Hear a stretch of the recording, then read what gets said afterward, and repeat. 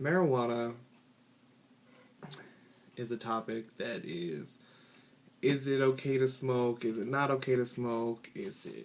Should it be legal? Should it not be legal?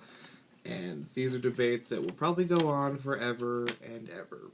But when it comes to taxing marijuana and whether if we tax it too much, if it's going to drive it back underground, is a big question.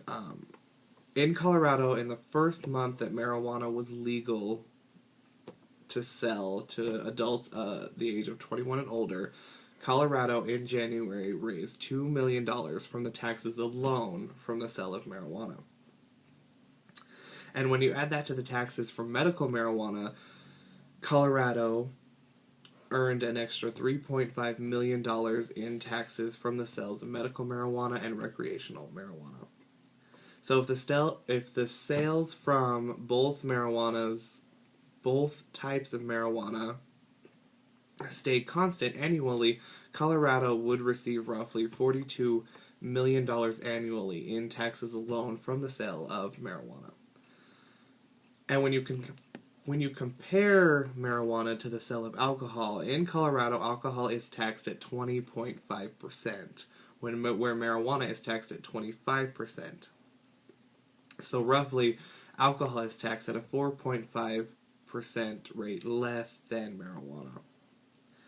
So when you look at marijuana and alcohol together, they're sold pretty much exactly the same. You have to be a legal adult over the age of 21 to purchase both substances. So if you apply the same logic to marijuana as we did to alcohol back in the 1920s when Prohibition was big and the sales of alcohol were driven underground because the sale of alcohol was illegal back then, you see that even though something is taxed, people are still willing to buy it because it is illegal to buy. Which would be a main argument for the legal action of marijuana nation, which would be a main reason to legalize marijuana nationwide, because if something is legal, Americans are still more apt to buy it because it is accessible to buy, even though it may have such a high tax rate.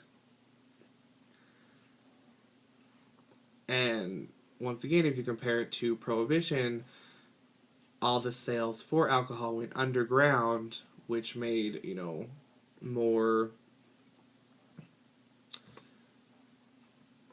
arrests and more people in legal trouble. Now that Colorado has legalized marijuana, the sales of marijuana haven't gone underground in Colorado as per se as they still are in the states maybe surrounding Colorado. For example, Wyoming, Nebraska, Utah, and South Dakota, where, of course, marijuana isn't legal, so there is still an underground for marijuana.